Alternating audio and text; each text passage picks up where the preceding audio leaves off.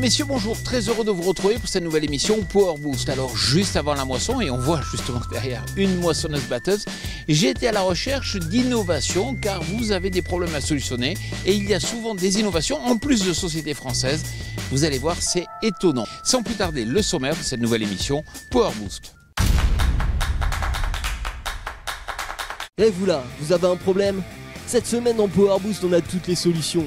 Argent, travail, santé, retour de l'être aimé, chance, désenvoûtement, quels que soient vos soucis, le remède, c'est Power Boost. Cette semaine, on va découvrir, accrochez-vous, un pneu pour rouler sur la route. Forcément dit comme ça n'a pas l'air exceptionnel, mais vous allez voir que c'est quand même un sacré tour de force. À la suite du programme, une solution Trimble pour améliorer ses rendements, une technique pas bête pour éviter de salir la chemise à carreaux offerte par Tata Régine à Noël, des semoirs innovants, et bien sûr, avant tout ça, les news. Un nouveau service de co-farming vient de voir le jour. Échangepatates.fr permettra aux producteurs de pommes de terre de pouvoir solliciter des céréaliers pour trouver de nouvelles parcelles indemnes de maladies et ainsi répondre aux attentes de leurs acheteurs industriels. En ayant recours au numérique, Échangepatates.fr devrait permettre d'élargir les offres, d'autant plus que les céréaliers peuvent être directement intéressés par l'intégration de pommes de terre pour allonger la rotation et bénéficier d'une culture pourvoyeur de fumure de fond et d'avoir une production pouvant résoudre d'éventuels problèmes de désherbage. Une start-up agricole en finale de la BFM Academy. En effet, pour la 8e saison du concours de créateurs d'entreprises lancé par la chaîne d'information BFM TV, WeFarmUp a été sélectionné parmi les 4 derniers finalistes. La finale a lieu lundi 19 juin en direct sur BFM TV de 19h à 20h30. Alors venez soutenir en masse cette start-up du secteur agricole qui, rappelons-le, propose une plateforme d'échange de matériel agricole. Pour cela, il faut voter lundi par internet sur le site de la chaîne. Latitude GPS et Advitam ont signé le 15 juin 2017 un accord de partenariat qui permettra notamment au groupe coopératif l'accès à des savoir-faire différenciateurs développés par Latitude GPS, comme la hotline de service multimarque. Latitude GPS bénéficiera de son côté d'une capacité de développement renforcée sur les Hauts-de-France. Terre Satellite, société de Advitam dédiée à l'agriculture de précision, intégrera ainsi Vantage Nord, la franchise Trimble détenue par Latitude GPS.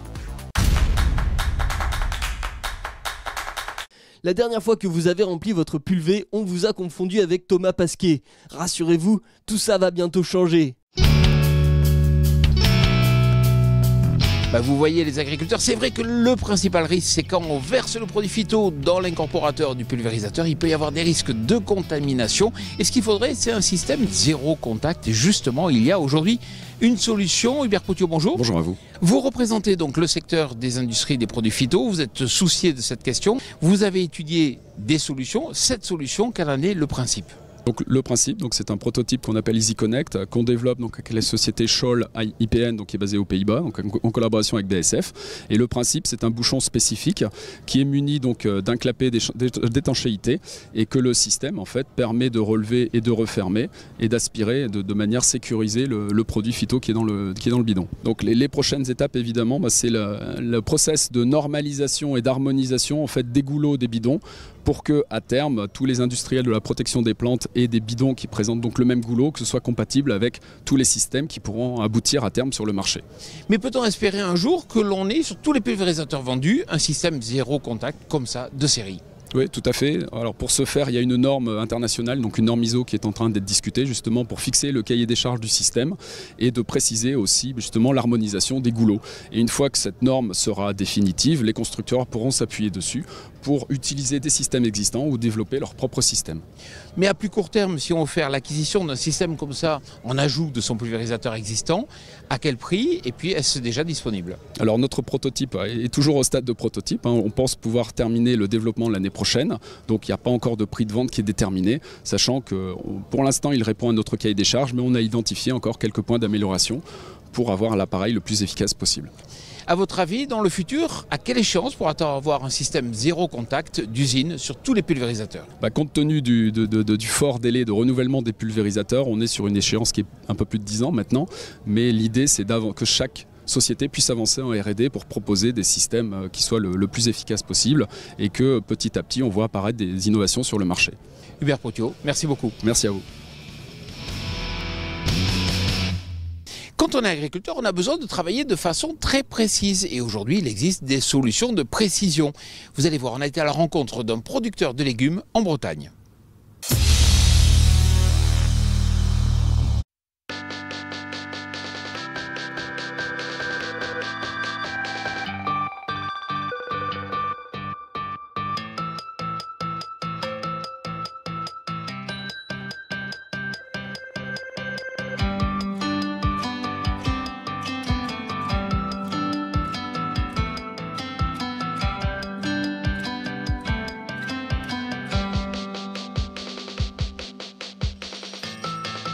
Emilia Marie, bonjour. Bonjour. Alors c'est vrai que je vous retrouve là en plein semis de carottes. Pour vous, la précision, c'est important? Oui, c'est très important pour moi car j'ai une exploitation de légumes de plein champ et on fait beaucoup de cultures en ligne, donc des cultures binées. On fait du chou-fleur, de la pomme de terre, du céleri branche, du poireau. Et tout ça réparti sur tout le long de l'année. On exécute des binages dessus, donc plus on est précis avec le signal RTK, ça nous permet d'être beaucoup plus précis sur la ligne.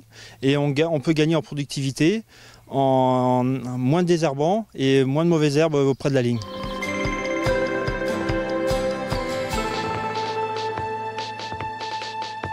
Et puis ce que je vois, c'est que vous avez opté pour un système qui s'installe directement sur le volant.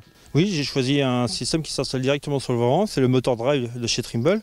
Ça me permet de le transférer sur d'autres tracteurs, parce que ce tracteur, mettons à 11 000 heures, il va avoir 20 ans.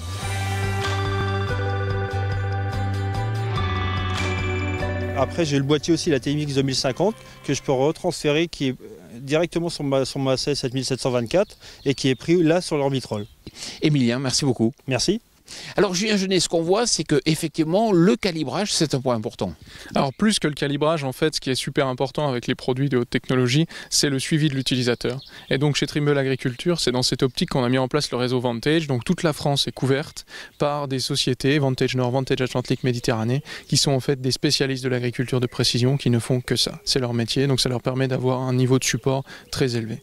Mais c'est vrai que là on parle de culture légumière, est-ce que c'est vrai aussi pour les autres cultures?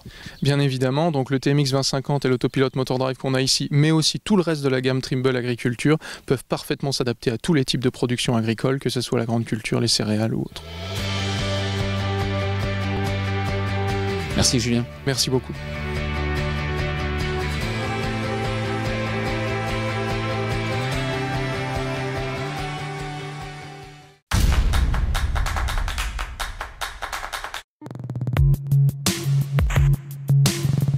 Savez-vous qu'on a des constructeurs en France qui font du lourd, du très lourd? Regardez ce semoir, c'est Tegmagri, 8 mètres de large, capable de semer dans du couvert, voire même, vous dites que vous êtes le seul à Morifatou à être capable de pouvoir semer dans du couvert déjà très développé, mais qu'est-ce qui vous permet de l'affirmer?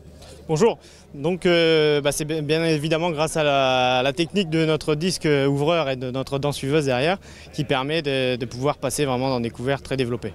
Jusqu'à quelle hauteur? Jusqu'à 1,50 m environ, même dans un couvert très dense, le fait d'avoir ce disque devant qui découpe, on insiste bien sur le fait que le disque passe devant pour ouvrir le sillon, on arrive vraiment bien à passer. Merci beaucoup Amaury. Merci. Michelin innove avec un nouveau pneu capable d'augmenter les performances aussi sur route.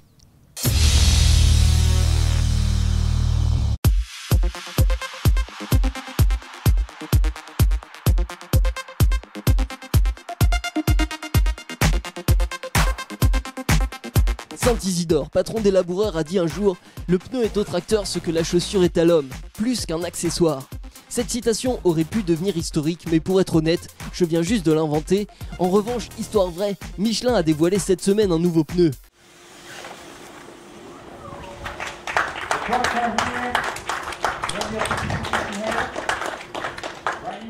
Après le succès de l'Evobib, aussi bien auprès des critiques que du grand public, Michelin s'adresse aujourd'hui au marché des 200 chevaux et plus pour un usage intensif sur route. Ce pneu, c'est le Road Bib, road comme route évidemment.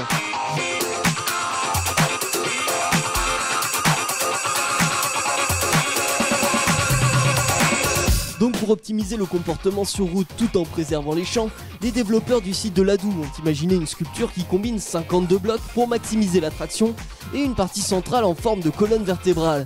Ainsi la gomme représente 40% de la surface en contact avec le sol, soit 60% de plus qu'un pneu agricole traditionnel.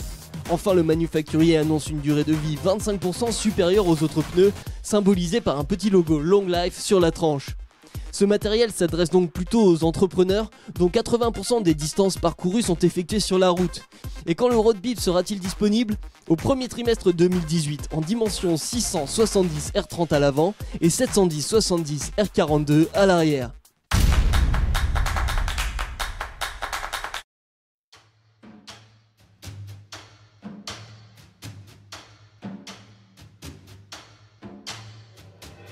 Alors vous savez, le problème avec l'anti-limace, c'est qu'il faut le positionner au plus près de la semence. Effectivement, quand on a un sol motteux, qu'on est en période humide, on sait que les limaces vont aller chercher justement la semence et la dévorer sous la terre. Alors jusqu'à présent, qu'est-ce qu'on faisait ? On mettait la semence dans la trémie du semoir, on mettait dessus un sac anti-limace et puis on mélangeait, mais ce n'était pas bien mélangé. Joshua, aujourd'hui, vous avez une solution alternative. Voilà, tout à fait. Donc, en effet, aujourd'hui, DeSangos propose une solution technique aux agriculteurs pour faire le mélange anti-limace semences, puisqu'aujourd'hui, ils étaient un petit peu démunis pour mettre en œuvre cette technique.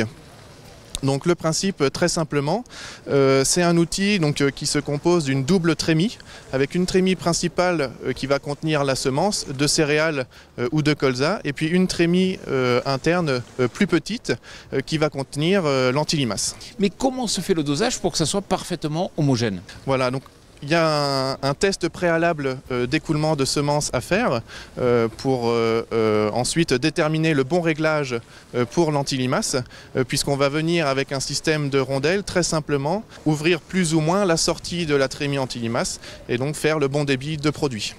Concrètement, où ça sera vendu et à quel prix ? Donc ce produit sera disponible dès cet été pour la campagne d'automne au prix de 1 400 € hors taxe chez tous les distributeurs agricoles avec qui travaille DeSangos aujourd'hui. Joshua, merci beaucoup. Mais je vous en prie.